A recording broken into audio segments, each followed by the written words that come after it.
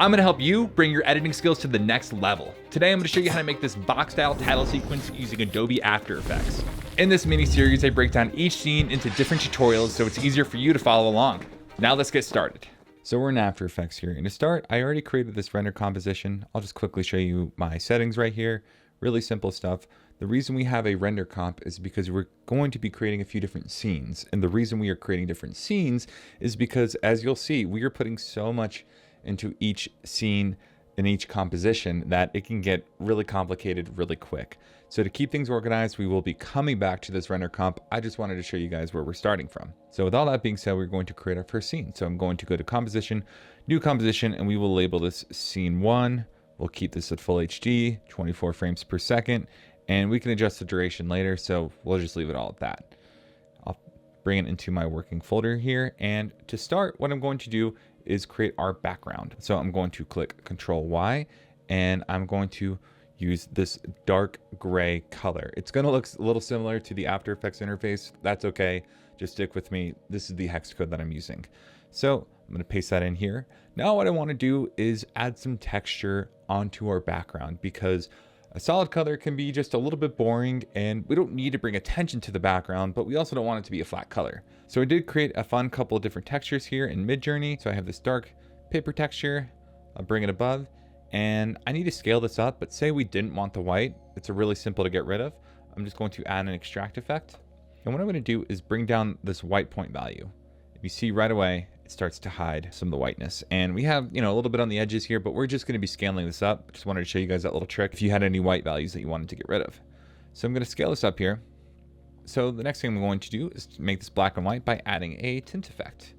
Then after that, I'm going to be adding a levels effect. And with this levels effect, I'm actually just going to be bringing things in, and I'm going to be crushing this and making it just much darker, like that. And then from here, I'm going to change the blend mode from normal to screen. So it blends in just a little bit more. And if we want, we can make further adjustments just to make it a little bit darker or lighter. Really, it's up to whatever you're going for. Now what we're going to do is create our crown animation. So I have this crown here, and I already cropped it out in Photoshop here. So I'm going to just bring this in. And what I want to do is create a fun couple of flash frames, if you will, to get your attention, hook the viewer in. And I want to do that by changing the scale of the crown itself. So I'm going to start our animation at 2 frames in, because I want to start with just the background itself. And so what I'm going to be doing is changing the first scale here to 25. I'll go down 2 frames, and then I will be bringing it up to 90. I'll go down 2 more frames, and then I'll bring it to 75. And what I'm going to do after that is click Alt Out bracket, bring this in. So here's what we have. And right now this looks kind of weird and a little bit boring. So let's spice it up a little bit. So then I'm going to highlight our keyframes here, right click and select Toggle Hold Keyframe. And what that's going to do is hold the value up until the next keyframe shows up. And then we'll go here. Now that cuts off a little bit, so we're just going to hold this like this. Boom.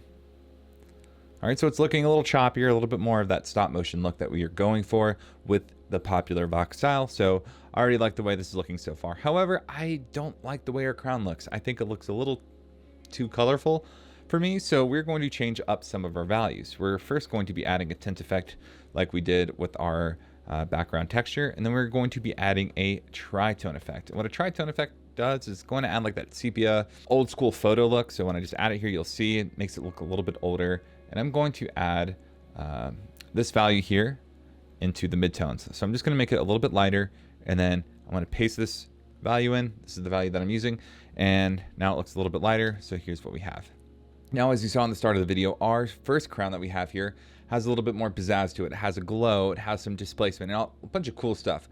That will be later on into the tutorial. So right now, this is a really good starting spot for us to work with. So this is what we're gonna stick with. So the next thing we're going to be doing is adding in our letters. So I'm just going to pull up our text tool here, and I'm going to write out the word king. I'm gonna change it to fill, and I'm going to align this to the center so we see it all. And the font we are using for this tutorial is called Dodoni. It is an Adobe font. I will link it in the description below. So what we're going to be doing with this is actually just making this more of a reference layer, and I'll show you what I mean by that. So I'm going to add a fill effect, And what we're going to do is create individual letters and place them over this fill effect. There are plugins that allow you to do that real easily, but at the time of making this video, things such as decompose text do not work in After Effects 2025. So I'm going to show you how to do it manually. So I'm going to just take our text tool here, and I'm going to write out each individual letter. Just start placing the letters over the word until it fills it perfectly. Or just about. And you see how I have like the snapping here? It goes right into the middle. That's because I have this snapping box up here clicked. If I don't have this clicked, it won't snap. So just a little thing to keep in mind if you're like, hey, I like how that snaps. This is how you do it. All right, everything looks good. Now we can delete that first layer. We don't need it anymore. So now what we want to do with our letters is we actually want to change them all to a stroke. So I'm going to do that real quickly. Nice. And I'm going to trim them all off by clicking Alt in bracket. All right, so the next thing we're going to be doing is animating our text. And in order to do that here, I'm going to highlight all of our text layers here, click P for position and R for rotation. Now, I want to show you guys something really important here if you're starting from scratch. I already did the example, so my anchor points for each letters are already at the bottom, but for most of you, your anchor point's most likely going to be in the middle. So in order to fix that, you have this move anchor point tool. You want to make sure it's just at the bottom of the letter for how we're going to be rotating it. I just wanted to point that out there. Now what I'm going to do here is set a keyframe here for our position and rotation values. Then I'm going to go up to about a second here and do the same again. And I'm doing that again because this is where we want our resting point to be. So there's no point in recreating and adjusting our resting point when we already have it. So I'm kind of working backwards. Now we're going to go back up to the start here. And what I'm going to do is actually bring all of our text layers lower like this. Now, while I was able to adjust all of the position the same way, I can't do the same with the rotation because I want them to rotate in different ways. So with our K and our I want to bring this to about -6. And then with our N and our G, I want to bring that to +6, like that. So here's how it shows up. All right, the next thing we're going to be doing is adding our flow plugin because we want to adjust the pacing of these letters. So this is a paid plugin, and I'll just show you guys using the letter G for an example here. So here's how it looks right now. When I highlight everything and I use the circ preset in the flow plugin, here's how it looks now. It has a little bit more anticipation at the start, and it's a little bit snappier. And when we look at our graph editor, this is how it looks. Now, if you don't have the flow plugin, I'll quickly show you how to achieve a similar look. All right, so to start, I will click on our position keyframes here. I will click F9 to easy ease. And what I'll be doing is highlighting this handle and bringing this in, not all the way, but close. And same with this outside one. And then we will be doing the same thing with our rotation. Click F9, and we will be bringing it in close to the middle. So then here's how that looks. So it looks similar to the Flow plugin. I like using Flow because it saves you time, but that is another way to achieve that look if you don't have the plugin. We're going to be using it though. So I'm going to just delete everything and I'm going to highlight all of our keyframes and apply flow. So now when we look at our letters here, this is how they animate in. Pretty cool. It's almost like they were broken and now they're put back together. But one thing I want to fix is how we see the letters at the start. I don't want to see the entire progression of the animation. I actually want to see them come in mid-animation. So I'm going to go down 3 keyframes here. And what I'm going to do is highlight all of our layers and bring them in. So now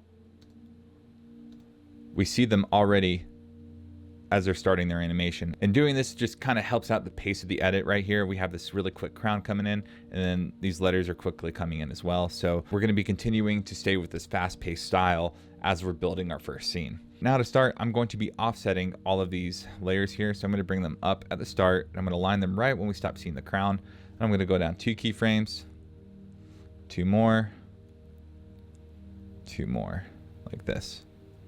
And here's what we have. Oh, this is starting to look cool. All right, so I really love the way this looks. Everything's a little bit in order, which is nice too. If you want to keep it random, you can obviously switch the order in which you want to show the layers, but I like having it come up from left to right, especially because this is showing it for such a short period of time. So I love the way this looks so far, but what I actually want to do is improve the actual pacing of these letters and how they animate in. I think they animate in just a little bit too slow here. So I'll go down to the 17 frame mark here. I'm going to highlight everything, and I'm going to bring our first set of keyframes here. So here's what we have now. Nice, looking a little bit snappier, and I really like that look.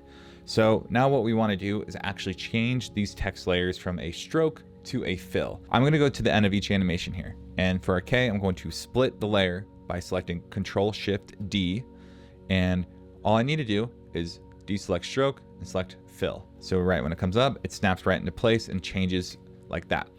I'm going to do the same for these next letters here. So I like the way things are animating in, but I actually want to have the letter I animate in last because that is where we're going to be doing our transition a little bit. So I want to bring a little bit more attention to it. So all I'm going to do is go down to the 1 second mark here. I'm going to find our letter I, bring this down, and then I'm going to drag this layer.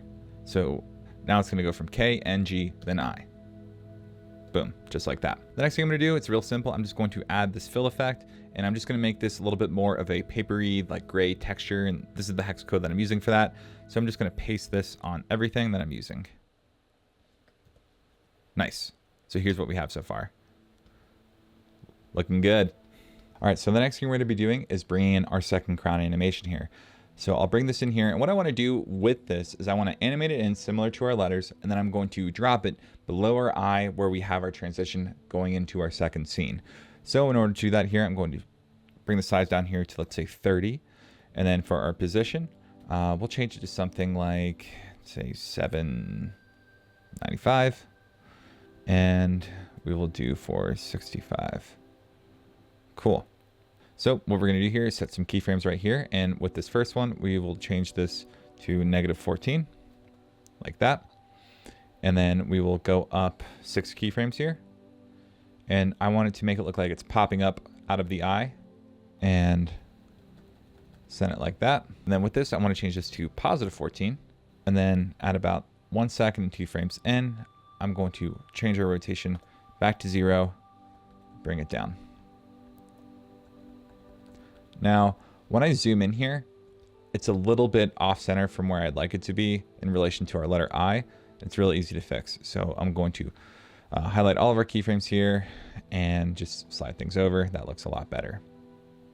Cool. So here's what we have. Now we need to continue this animation to make it fit in with everything else that we've done so far. So I'll go to 16 frames in here, and then I'm going to click Alt in bracket. So starting to look a little bit better. And then what I want is to actually bring our crown all the way down through the letter I. So I'm going to go down to our 2 second mark here. I'm going to bring this down. Boom. It doesn't have to go completely out of frame. I just want it to go completely past the letter. So now what we need to do is highlight everything as before and apply our flow plugin. So here's what we have. Oh, that's looking good. All right. So now what I want to do is stylize our crown just a little bit. So I'm going to apply the same tint and tritone effect that we did earlier. So the next thing I'm going to do is apply a levels effect because I want to just crunch in some of these highlight and shadow values just a slight bit. All right, so here's what we have so far. We have the first crown animation followed by the letters, and then the second crown animation to set us up for our transition. All right, now here is probably one of my favorite parts of the tutorial. We are going to create the transition going through the letter I. So to give you guys a little bit of perspective on that, what we're gonna do first is actually create our second scene. So I'll go here and type in scene 2. Now we will be doing scene 2 entirely in another video. However, I wanna show you guys just a perspective on kind of where we're going. So I'm just gonna add a paper texture here. We'll do this light paper texture and we'll just leave it at here for now. We just need something for reference. Okay, so we will go back into scene 1. And what I want to do first is I want to duplicate our letter I. I'm going to bring this up here, I3, and I'll just give this a different color so it kind of stands out a little bit. All right, so the next thing we're going to do is actually hide the letter I, and we're going to create a matte. And what the matte is going to do is reveal the second scene. So if that doesn't make sense, just stick with me. I'll show you what I'm talking about. All right, so the next thing we're gonna do is create our matte. So what I'm gonna do is just create a little bit of a shape here. And I want to go around the crown. I don't wanna go below it. I just wanna go around it and over it. And as long as the matte is wider and taller than the letter, we're in a good shape. So right now it looks like it's good. For safe keep, we can even bring this up just a little bit more if we want. Okay, nice. We're going to label this matte. We're going to drop it below our eye and our crown here. Take our matte layer and need to parent it to our crown, right? So right away, it's going to basically reveal like right here. And I don't need the matte to show until this point. So I'll click Alt in bracket. And so it's going to stay parented to the crown, and it's going to cover up the letter I. So that's what we want. All right, so we have our shape layer or a matte layer created, and it's parented to our crown already right here. Now what we're going to be doing is creating some track matte magic. It's going to be a little bit complicated, but just stick with me here because I promise you it all makes sense. So what we're going to be doing is track matting our I3 layer to our matte. Okay, so right away we don't see our matte. We also don't need to see our I3 layer either. So here's what we have. Nothing happens yet. All right, that's because we need to track matte our I2 to our matte as well, and we need to invert it, which it already is. So this is at the start, this is the invert. All right, we're getting warmer. So the last thing we want to do here is actually take our solid layer here, and I want to track matte this to our I3 layer. And we're going to invert that as well. So now we have this black letter I that you can barely see. Now to bring things into perspective here for you, I'm going to bring in our scene 2 layer. And now you actually see it behind the eye. And I want this to come in right when the actual animation starts to happen. So I'm going to bring scene 2 right here. So here's what we have. All right, now we have our second scene that is being revealed by our crown animation using the track matte that we had created. I know that was a lot, but now what we're going to do next is actually fly through the letter into scene 2. So let's get to it. The first thing I'm going to do is select everything here, and I'm going to make it 3D by clicking this 3-dimensional cube icon. And right now, as you see, nothing changes. And that's because we need to create our camera. So I'm going to go to Layer, New, Camera. Then I'm going to go to Layer, New, Null Object. And we'll call this null object Camera Controller. And we're going to make this 3D as well. And what we need to do is actually parent our camera to that controller. So now wherever the controller goes, the camera will follow it. So to start, what we're going to do is set a keyframe over around like the 1 second and 10 frame mark, right around when we start to see things start to reveal with our second scene. So I'll set a keyframe here, then I'm going to go down about 12 frames, and then I'm going to zoom in. And I'm just going to move things over and around until we get to our second scene.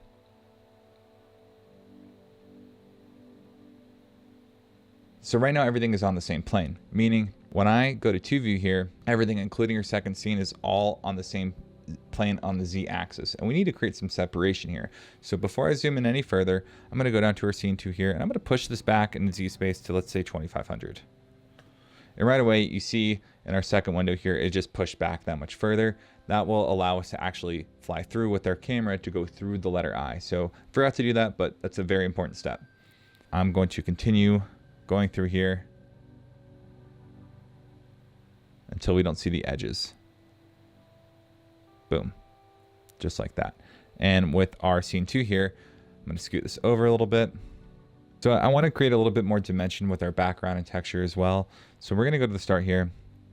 I'm going to parent our gray solid here to our texture, and then I'm going to push this back 2000 pixels.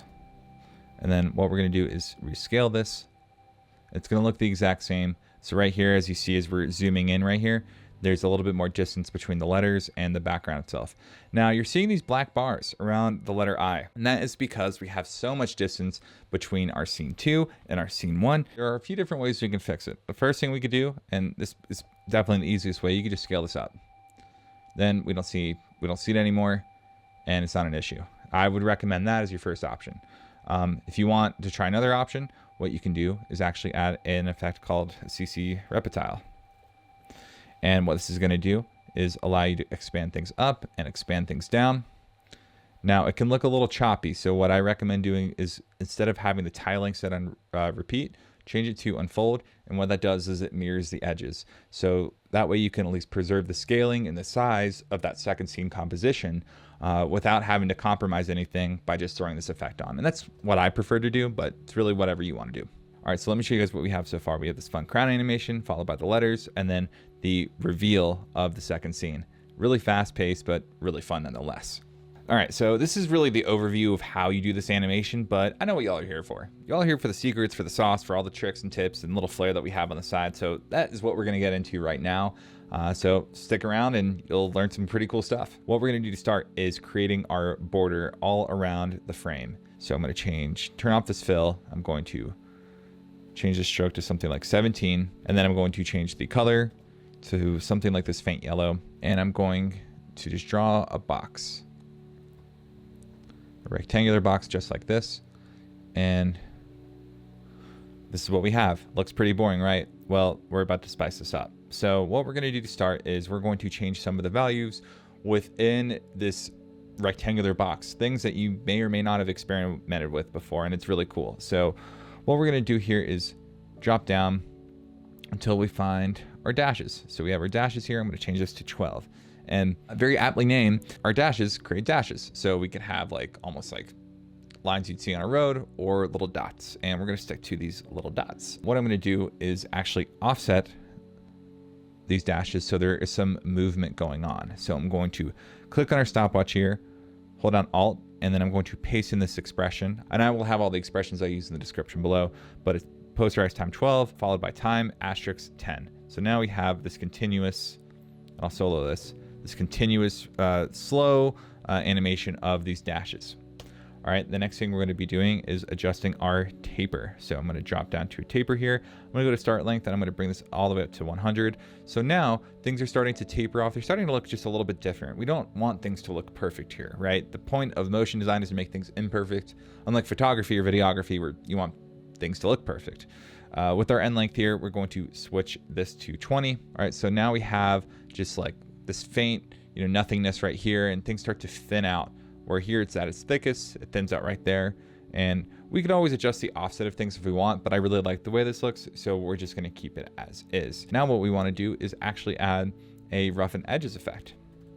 With our Roughen Edges effect, right away you see things start to look really unique and abstract. And I'll just pull everything up here so you can see how it looks in the composition. With this, we're going to change our edge sharpness to something like 10. We'll change our scale to 1000. All right, so things are starting to look even more abstract. And then we're going to change our complexity to 10. All right, so here's what we have. Now it looks very faint. And now what we need to do is actually paste an expression in the evolution, because what the evolution is going to do is also animate the effect itself. So you see how things kind of get thicker then thinner, and that is that Roughen Edges effect going to work. So I'm going to hold on Alt, click on the stopwatch here, and I'm going to paste in this effect. So now with all that being said, I will just solo this so we can see. We have this for our border. It's starting to look nice and choppy. All right, and the last thing we're gonna do with this border is make it 3D, and then we are going to actually bring down the opacity a little bit. I love the color that we chose, but I think everything's just still a little too bright, so we'll change it to something like 40. So now it blends in just a little bit better with the background. All right, so the next thing we're gonna do is bring in some fun little paintbrush stroke elements that I created in Photoshop. And I have these all in the project file if you're curious to check them out. So I have this paintbrush layer, and I will just show you guys what it looks like here. Solo this. So they're all in the same layer here, and I just did this to keep it simple. And what I'm gonna do is just select one. Let's say we'll just keep the faint one right here. I'm gonna mask this out, and then I'm gonna go to Layer, Transform, Center Anchor Point and Layer Content. So right now we have, within our mask, we have an anchor point dead set in the middle, which is what we're looking for. And I want to spicing this up a little bit. So I'm going to add a fill effect. And I'm going to paste in this hex code right here for the color that we want to use. And then what I'm going to do here is actually go to our border, and I'm going to copy our Roughen Edges effect, and I'm going to paste it onto our brush. So real quick, you can see how our brush kind of moves and animates around like that. And this is exactly what we're going for here. Now with our brush, what I'm going to do is scale things down, and we're going to bring in, we can put it wherever we want. I just like to see it a little bit above, and I'm going to unlink our scale here, and I'm just going to squish this in.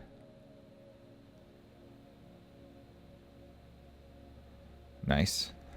All right, and then what I'm going to do next is with our brush, I'm actually going to set a keyframe here for position, go down 6 keyframes, set another keyframe right there, and then I'm going to bring this in.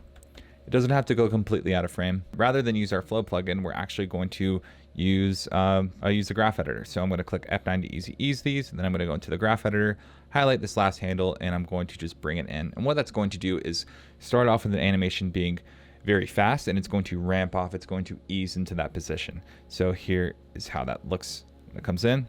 Now I don't like how it starts like that. So what I'm going to do is shave it off a couple frames.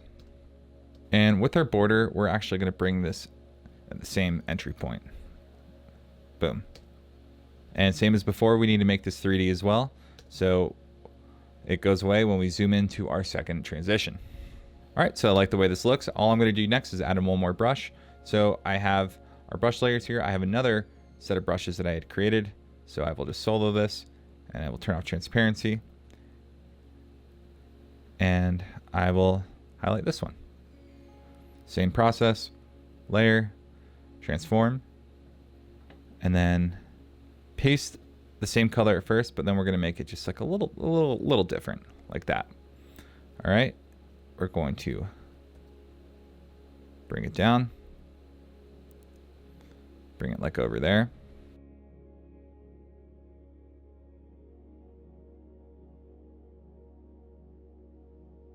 And what I'm going to do a little bit differently with the second stroke is I'm actually going to bring it in at the 6 frame mark right here. So here's what we have.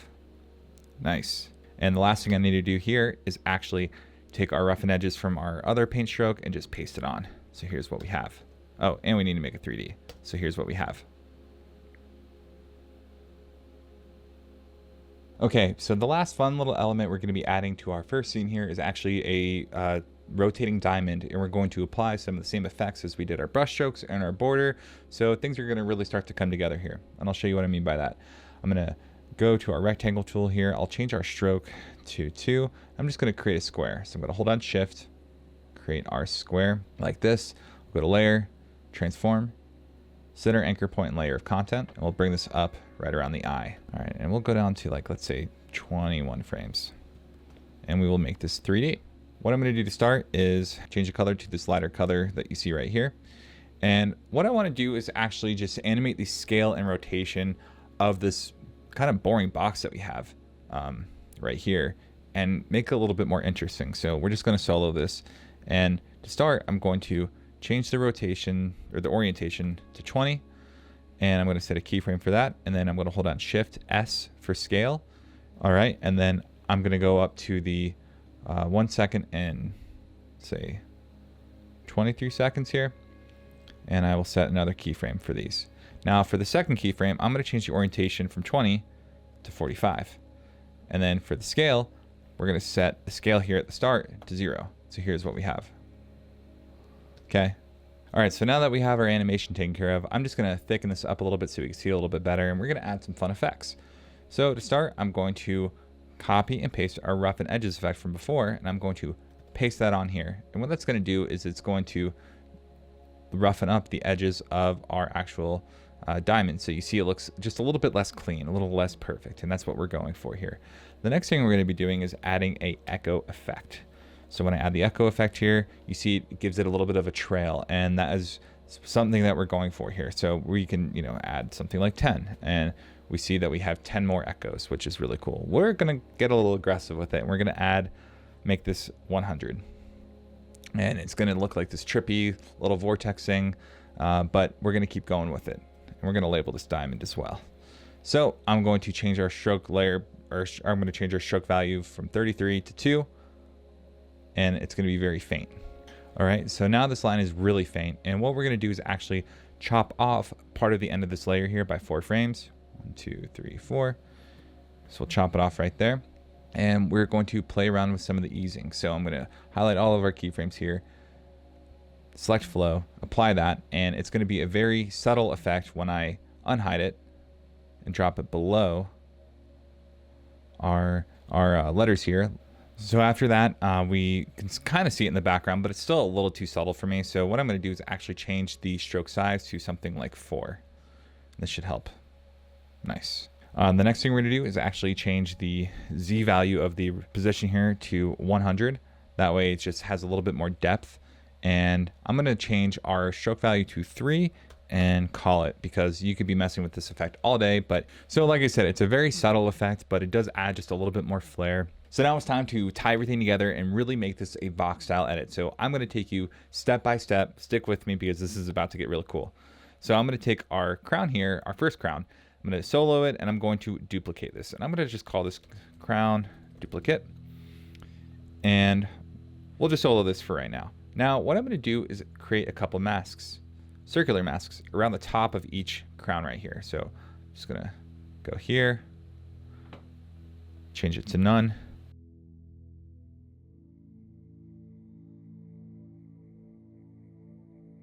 Okay, now what I'm going to do is change all of this to add, and then I'm going to feather this out by, say, something like 50. That looks pretty good. Okay, cool. Now what I'm going to do is actually add a deep glow. And with this deep glow, we're going to change the radius to 250, and we're going to change the exposure to maybe something like 0.2. See how that looks? All right. And so the next, I'm going to click T for opacity, and then I'm going to hold Alt and click on the crown duplicate, and I'm going to paste in this expression. And then when I bring it back on top, it's going to have a little slight flicker as it animates in. All right, the next thing we're going to do is actually create some displacement. So I have this fun castle texture that I had created, and we'll just bring this in to the top. And it's a castle wall texture that I created in Midjourney. I'm going to make this black and white by adding a tint effect. And if we want, we can add a levels effect right here, and we can make it just a little bit more contrasty, just like that. Perfect. All right, I'm just going to hide that. We don't need to see it anymore. So now what we're going to do is add a displacement map to our layers to add a little bit of distortion and build a little bit of anticipation between throughout this entire animation. So with our crown duplicate, for example, I know I have my toggle hold keyframes here. So I'm going to add a displacement map. And what I'm going to do is change everything to luminance. And then I'm going to change the source to our castle wall texture. And right away, you see that when I change things, it starts to displace itself. This is off, this is on, and it's using the actual wall texture that we'd created, and it's displacing based upon the gray values within that texture. So that's what that looks like. I'm gonna bring this down to something maybe like 55. I'll change vertical to 0. And what I'm gonna do is just place some keyframes right here. So I'm going to set a keyframe, click U, and then for the start, we're gonna bring this down to 0. And for the end, we're going to bring this down to 0 as well. So we're going to highlight all of these, toggle hold keyframe, and that way it comes in. And then when it's at its largest, it has that displacement. Then it gets back to normal. And I like the way this looks, but we need to make sure we duplicate this effect and put it on the bottom crown layer as well. So now when it comes in, everything is displaced. It gets back to normal. Real quick, but nonetheless real cool. All right, now what we're going to do is actually do the same thing right before we go to scene 2. So we're going to do the same thing with our letter K right here. So I'm going to add a displacement map, and then I'm going to change it to luminance. All right, so I did some tinkering, and here's what we have for this first one. So for our letter K, I added our displacement map. I made sure our layer was set to the castle wall texture.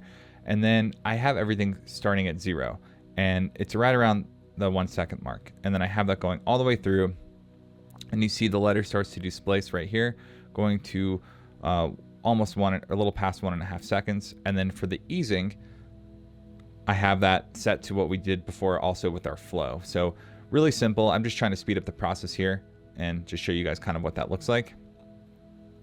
So that is how some of our displacement looks right now with our letter K. What I'm going to do is copy this displacement, and I'm going to paste it onto our other letters right here. Oh, and with the letter I need to also do it to the matte layer as well.